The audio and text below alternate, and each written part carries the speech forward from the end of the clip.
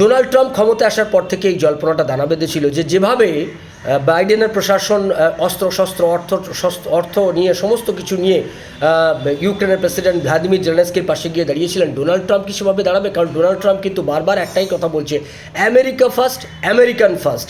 তিনি এই নীতিতে বিশ্বাস করেন, তিনি তার দেশের কথা আগে ভাবেন। ফলে সেক্ষেত্রে মনে করা হচ্ছিল এই যে অর্থ যা ব্যয় হচ্ছে আমেরিকান, যে তাদের ট্যাক্স পেয়ারদের টাকা যেভাবে দানছত্র খুলে রেখেছে আমেরিকা, সেইটা কি মেনে নেবেন ডোনাল্ড ট্রাম্প? এটা কিন্তু বারবার এরকম একটা জল্পনা তৈরি হচ্ছিল। অবশেষে সেই জল্পনার সমাপ্তি ঘটল।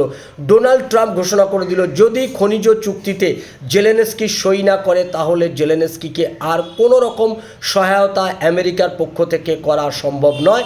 কারণ একতরফাভাবে আমেরিকা কোনো অর্থ সাহায্য আর কোনো দেশকেই করবে না।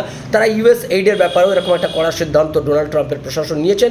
রাশিয়া এবং ইউক্রেনের যুদ্ধ, এই যুদ্ধের পরিসমাপ্তি তারা টানতে চায়। তারা একথা বলছে যে ইউক্রেন এই যুদ্ধ চালাতে পারবে না যদি না আমেরিকা তার পাশে অস্ত্রশস্ত্র নিয়ে গিয়ে পাশে না দাঁড়ায়, তাহলে সেই যুদ্ধ তারা কোনো মতেই করতে পারবে না। উল্টো দিকে জেলেনস্কিও দমবার পাত্র নয়, তিনিও হুমকি দিয়ে রেখেছেন যে না, কোনোভাবেই এইরকম একটা আগ্রাসী একটা দেশ রাশিয়া, ভ্লাদিমির পুটিনের মতো একটা আগ্রাসী লোক, তার কাছে কখনোই মাথা নোয়াবো না।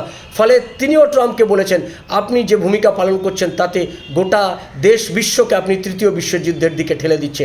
এখন দেখার যে ডোনাল্ড ট্রাম্প এবং ভ্লাদিমির জেলেনস্কি, তার যে এই রকম যে তীব্র তর্কাতর্কি চলছে তাদের মধ্যে, তার পরিসমাপ্তি শেষ পর্যন্ত কোথায় গিয়ে শেষ হয়।